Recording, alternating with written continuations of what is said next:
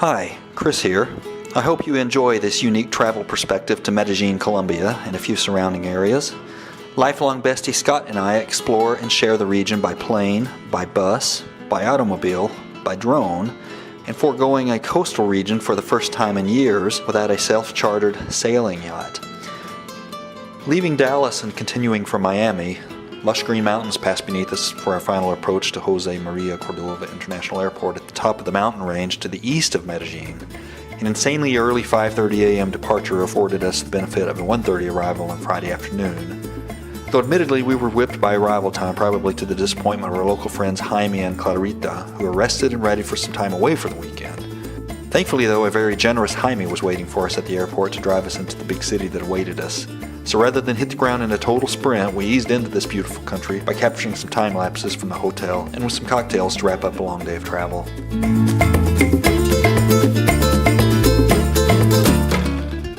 Medellín, known as the City of Eternal Spring for its mild climate, is Colombia's second largest city with an estimated 4 million residents when considering its metropolitan area, which includes an additional 9 surrounding cities.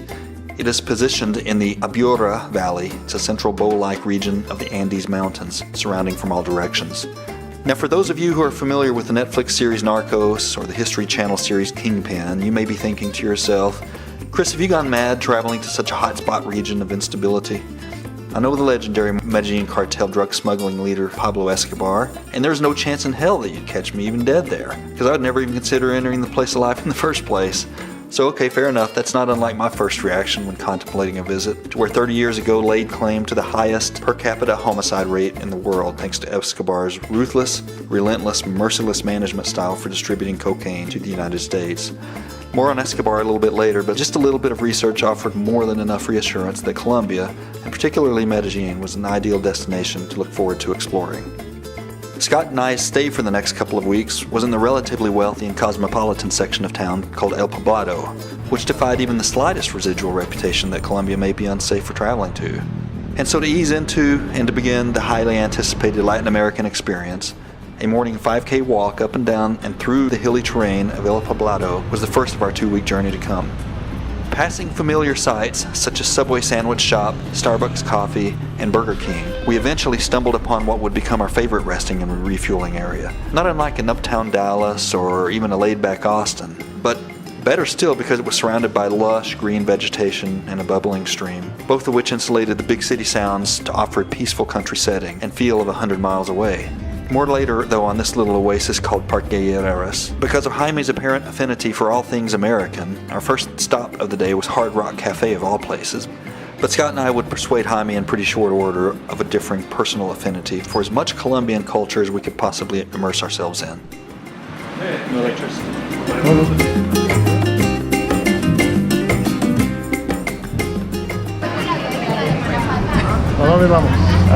We are going to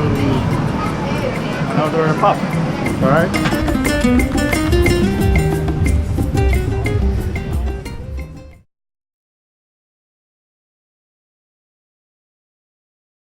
Not on everyone's Medellín bucket list, a walk through an impoverished neighborhood offered both a perspective on the blessings of being raised in the United States, as well as a sign of encouragement for humanity on the whole. Are different from the ones that we're gonna see at the Comuna 13, because in the Comuna 13 they're gonna tell you the story about what happened in the Comuna 13. A special thanks to local resident and artist Doc for sharing the local history. So when was the last time that you enjoyed in a playground as a child? I have like a surprise for you. Oh my god, it's down! This is known as Sergio Céspedes Playground, and this is built in honor of a child who was killed in 2012 by one stray bullet. Yeah.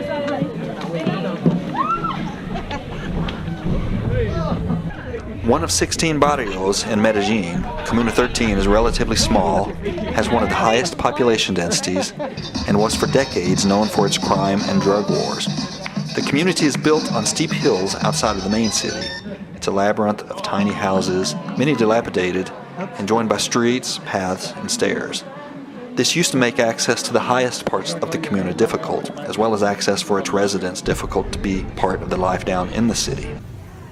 Ruled by Pablo Escobar's Medellín drug cartel, famous for its bloody and deadly combats with competing drug gangs and police, the 1980s were especially tumultuous and chaotic in this community.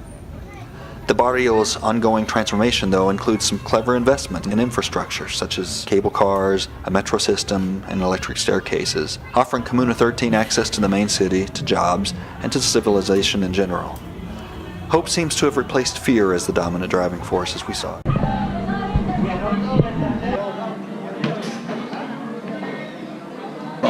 And just before that operation started, there was a kid playing on the street, a 13-year-old guy. He was playing on the street, started the shooting between the police and the guerrillas, and that kid got hurt by one stray bullet. His friend tried to help him, other guy that was 14 years old, tried to help him going to the same place where he was, tried to carry him on shoulder, but the police started to look for them with some binoculars, and they started to shoot against them. Because the guerrillas were recruiting kids in that age, so they confused them as guerrilla members, and they started to shoot against them. But the kid who was 14 years old he got scared and tried to hide leaping, like jumping into a house. But he realized that when he jumped, he left his friend on the street. So he tried to recover his friend again, going to the same place, but just when he got out, he got shot by one stray bullet. So what would you do if that situation was happening just in front of your house? But then more people started to join her on the streets, taking out some loudspeakers, some whistles, some pans, casseroles, spoons, in order to make a noise. Every time they hear a bullet, they start to make a noise louder and louder every time. Then the shooting stopped. That was the first act of resistance without planning here in the Comuna 13. Because of that, we have all these blue feet. In that operation, the people realized that if we are together as a community, we can be louder than bullets. That the peace is not something that you get or lose in a fight. The peace is something that you create, that you build with your community. These four artists, before starting to paint here, they asked to the people to define the Comuna 13 in a word. They started to say, okay, the Comuna 13 for me is patience, is resistance, is love, is color, is justice, is strength, hope, faith. A lot of words that we can find there in the background. But they are in Spanish. Of course. Yeah.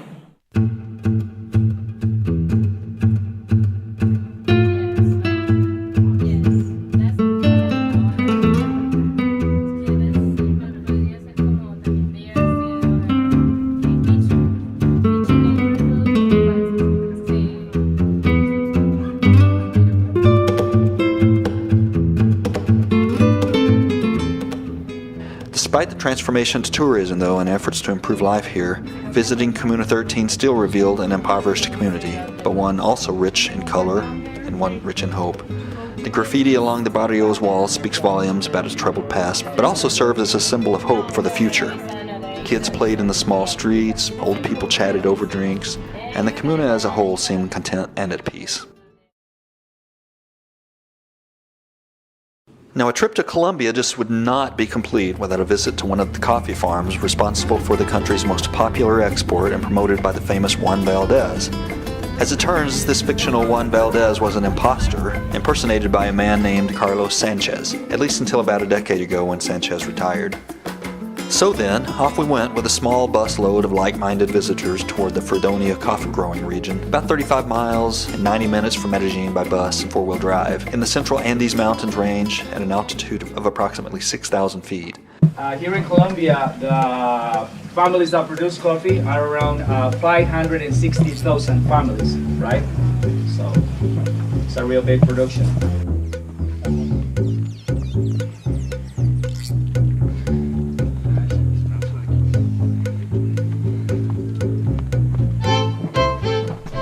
This is what they use for their fertilizer. It's just their organic fertilizer. The cachet? He said it. No, it's just from the shells of the coffee beans. Like mulch. Oh, we're missing 2 people, right? Yeah, they're. 90 days later, we got this. And if we want to get to know the age of the plant, we just count the leaves. Without counting the first 2 leaves that are the chapola. These are the chapola. So we don't count this one to get to know the age. So we say, ¿acá cuántos dos? Exacto, 1 y 2. So 1 and 2. So every pair of That's the leaves, months, every yeah. pair is a month. Yeah, but not the first one, Right. not the chapolas. So these plants will stay here for around 6 or 7 months maximum, and then we replanted them in the crop where they're going to live the rest of their life. So guys, now we're going to invite you to take these fiber baskets, right? And here is where we're going to put the coffee beans after collecting them.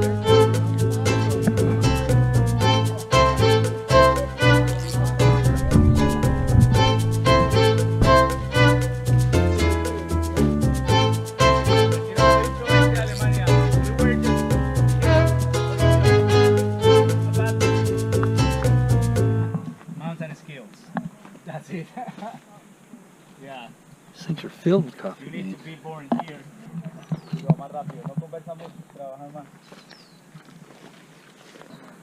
2 months to go from green to red up here.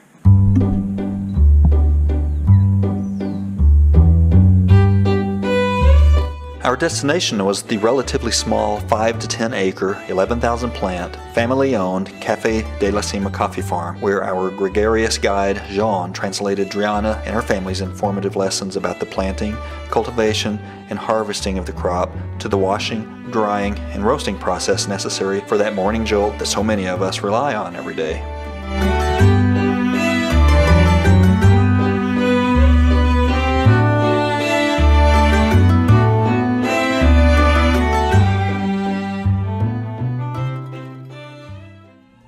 So Diana's saying that it's, completely usual that the collectors, while working, they play some music, right, to make it better or cooler.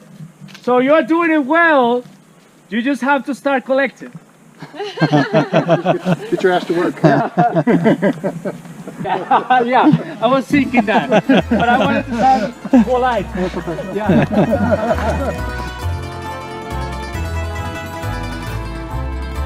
So guys, if we have to pick up, a hand to prepare a cup of coffee, which hand will you pick up? The right one? Right. So the question is, what you collected this? If you knew it that we're not good. I'm colorblind. Okay. Red and green. You were doing it Brazilian way.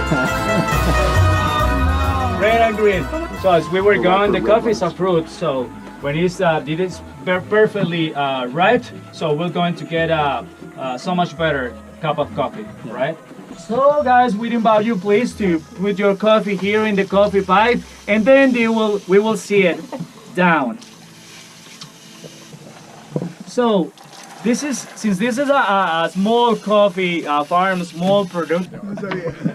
Yeah, pasto, yeah. Pasto. So yeah, it is because they are at the border with Ecuador, and so first, and I'll let you know. So this is the coffee pipe, right? This is the end of it, and then look, these are all your kilograms, your production. It's almost, at the top. It will be resting inside the fermentation tank for around 20 to 24 hours, right? After being washed. And here's where we wash it, right? You're seeing. And well, she was saying that somehow the coffee process is kind of similar to the wine process, right?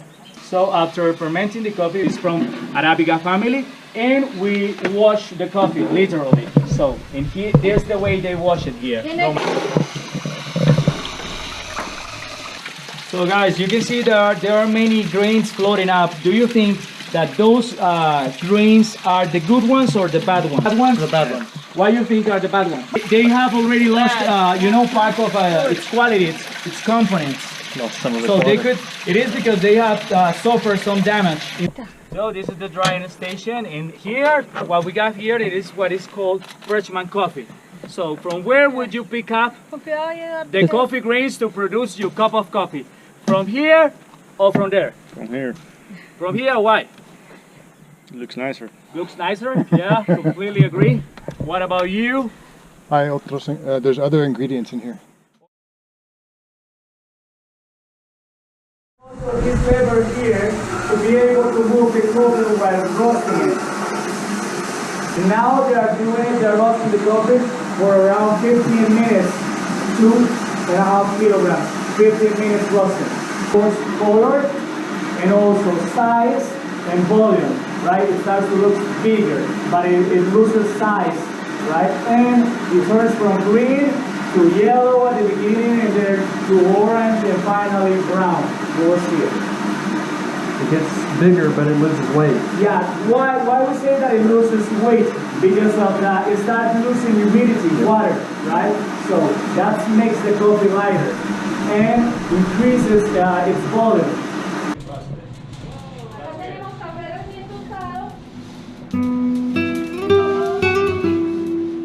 So it took just 12 minutes, guys, to get this coffee. So you only took that the first round. You didn't take Yeah, no, we didn't go to the same graph.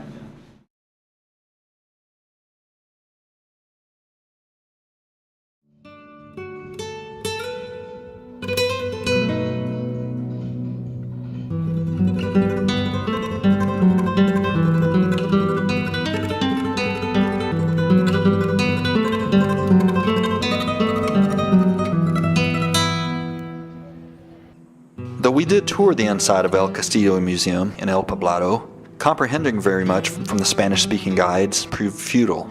The greater value from visiting the property for me, anyway, was in both the photographic opportunities of the gardens, as well as aerial shots afforded by carrying a drone. Only to be scolded, the drones are prohibited on the site, but not after capturing some pretty sweet footage. The castle was built not for nobility, but as a private aristocratic residence around 1930 by architect Nel Rodriguez in Gothic style, similar to the medieval castles of the French Loire. It was inhabited by Jose Taban Uribe, who had brought the plans, until 1943 when Diego Echevarria Misas, a well-known industrialist from the city of Itagüe, south of Medellín, bought it as a residence for his family. Following Diego's death, his wife Donna Dita donated the property as a museum in 1971.